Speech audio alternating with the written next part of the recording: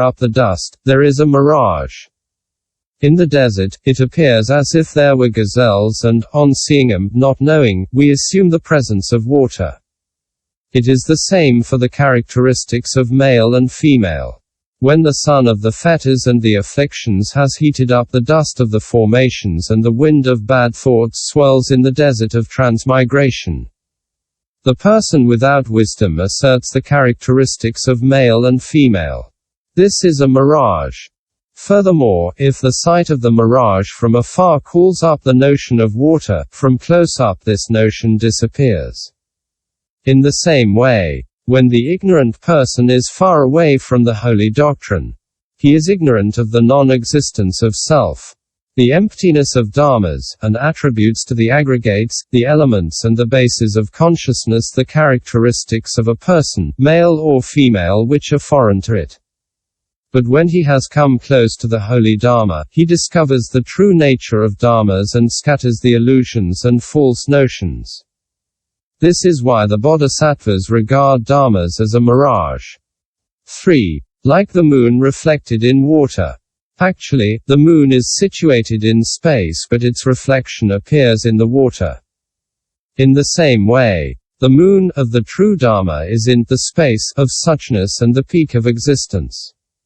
But its reflection, the wrong notions of me and mine, appear in the water of the minds of fools, gods or men. This is why dharmas are like the moon reflected in water. Furthermore, when a little child sees the moon reflected in the water, he is happy and wants to grab it, but the adults who see it make fun of him. In the same way, the ignorant person, seeing his body, believes in the existence of a personal self. Lacking true knowledge, he sees all kinds of dharmas and, having seen them, he is happy and wants to grasp the characteristics of male or female, etc. But the aryas who have found the path make fun of him.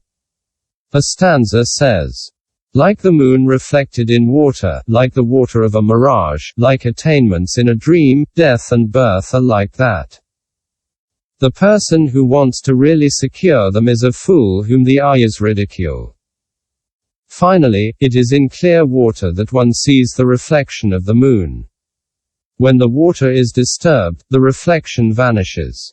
In the same way, it is in the pure water of an ignorant mind that the pride of self and the reflections of the fetters appear. But when the stick of wisdom stirs up the water of the mind, one no longer sees the self or the other reflections of the fetters. This is why the bodhisattvas think that dharmas are like the moon reflected in water. 4. Like space. Space is just a name and not a real dharma. Space is invisible but, looking at it from afar, the eye perceives a light blue color. In the same way, dharmas are empty and non-existent.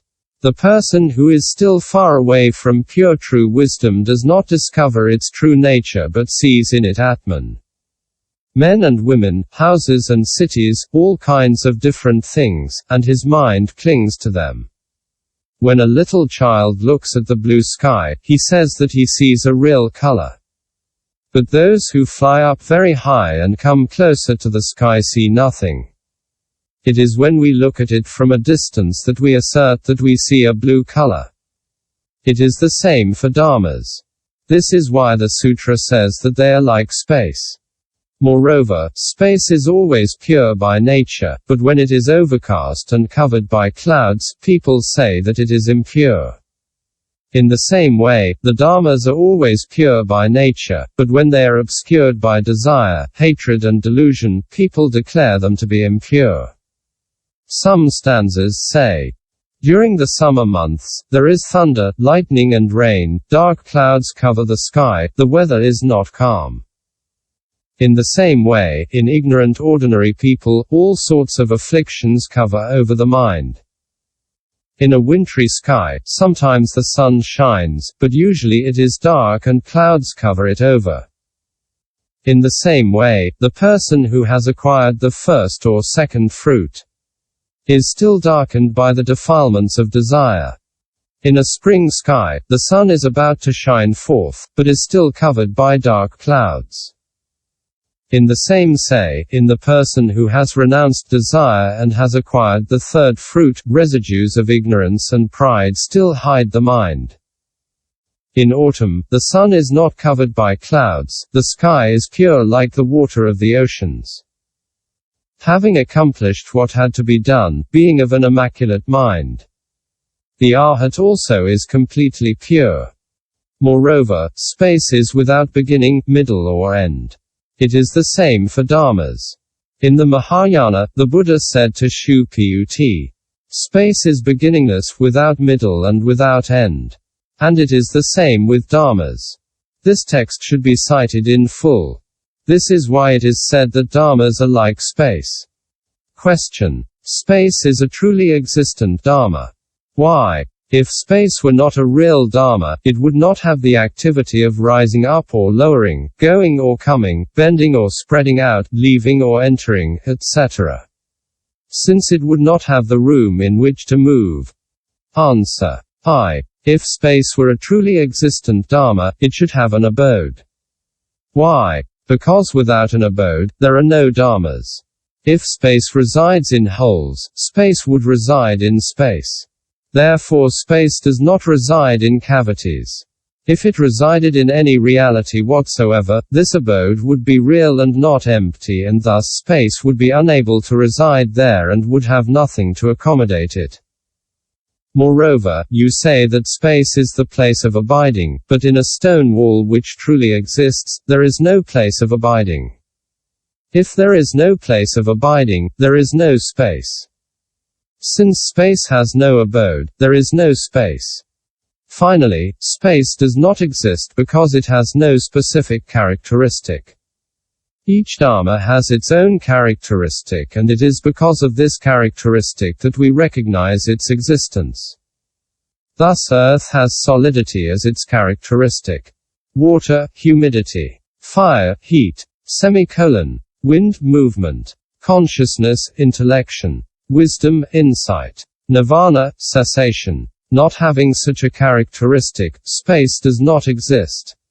Question. Space has a characteristic, but as you do not cognize it, you say that it does not exist. The characteristic of space is absence of rupa. Answer. That is not correct. Absence of rupa means elimination of matter, but that is not a separate dharma any more than the extinguishing of a lamp is not a distinct dharma. This is why space has no self-nature. Moreover, space does not exist. Why? You speak of rupa by saying that the absence of rupa is the self-nature of space. If that were so, insofar as rupa does not arise, the specific nature of space does not exist. Finally, you say that rupa is an impermanent dharma, but that space is a permanent dharma. Before rupa existed, there should have therefore been a dharma called space, since it is eternal. If rupa is not absent, the self-nature of space does not exist, and if this nature does not exist, space does not exist either. This is why space is a mere name without any reality. The dharmas are also like space, they are mere names without any reality. Consequently, the bodhisattvas believe that dharmas are like space.